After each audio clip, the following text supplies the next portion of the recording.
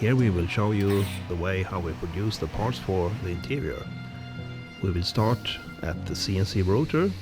We have 3 such machines, and we started already back in 1987 with CNC rotating for cutting out wooden pieces for the interior.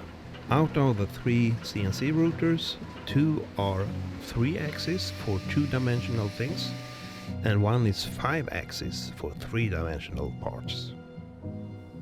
When the wooden parts are cut out in the CNC rotor, the parts go to the varnishing department. The wooden parts are sanded and then varnished, normally 7 coats of varnish, and exposed parts like floorboards, tabletops get extra coats of varnish. We use different kinds of varnish for different coats, and the setup is a well-kept business secret. We use 3 methods for application. One is a big, fully automatic spraying machine. One is a roller coating machine, and we also use manual spray gun.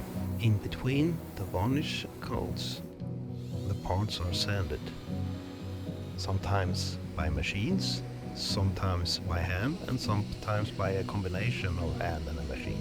Now parts are ready for the installation in the interior.